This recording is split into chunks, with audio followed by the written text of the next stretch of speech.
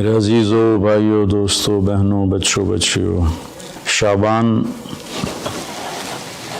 سے پہلے ہی اللہ کے نبی جب رجب کا مہینہ آتا تھا جو اس سے پہلے گزرا ہے تو اس میں یہ دعا فرمایا کرتے تھے، اللہم بارک لنا فی رجب و شعبان وبلغنا رمضان، یا اللہ ہمارے رجب اور شعبان میں برکت عطا فرما اور ہمیں رمضان مبارک نصیب فرما۔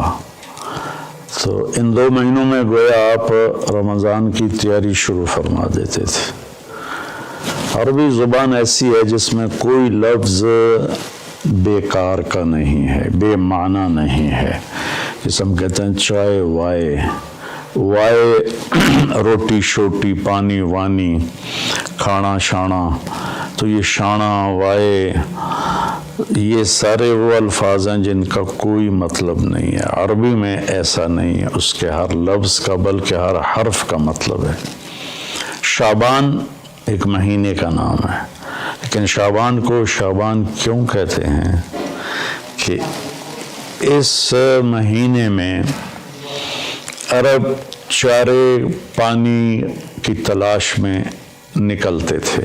شعب کہتے ہیں متفرق ہو جانا، بکھر جانا، پھیل جانا۔ تو اس میں عرب چونکہ صحرا ہے، یہ عجب ملک اللہ نے بنایا ہے، یہ جزیرۃ العرب، جزیرہ نما، اس کے 3 طرف سمندر ہے، ایک طرف خشکی ہے جو اردن کے ساتھ، شام کے ساتھ جا کے ملتی ہے، عراق کے ساتھ،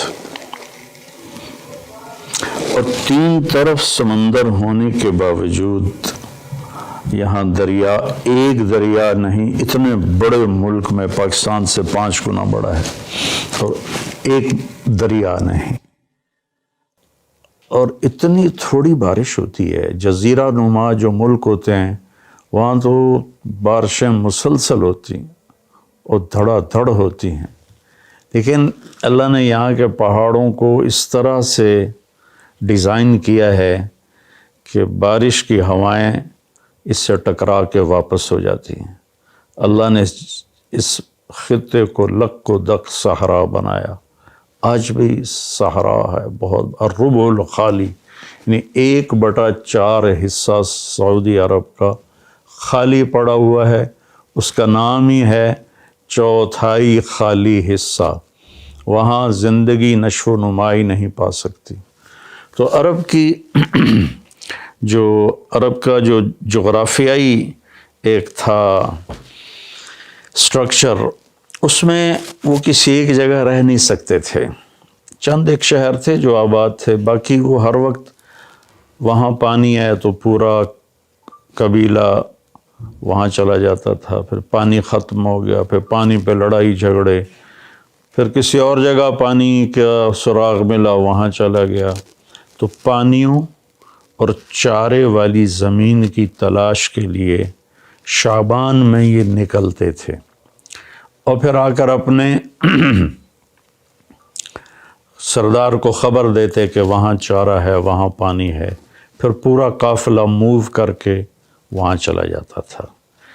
اور یہ موبائل تھے خانہ بدوش، اور ان کی بستیاں، ان کے شہر خیمے ہوتے تھے، اور چونکہ یہ فطرت پر تھے، چونکہ کوئی وہاں ایسی چیز نہیں تھی جو ان کی فطرت کو مسخ کرے، جیسے ہمیں شہری زندگی نے ہماری فطرت کو بالکل ادھورا کر کے رکھ دیا ہے۔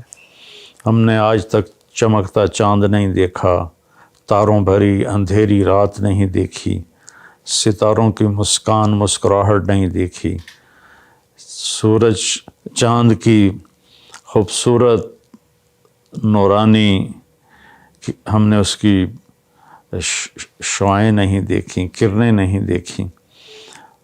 تو وہ لک و دک میدان تھا۔ افلا ينظرون الى الابل کیف خلقت، اب اس ماحول میں رہ کر آپ اس آیت کو سمجھے۔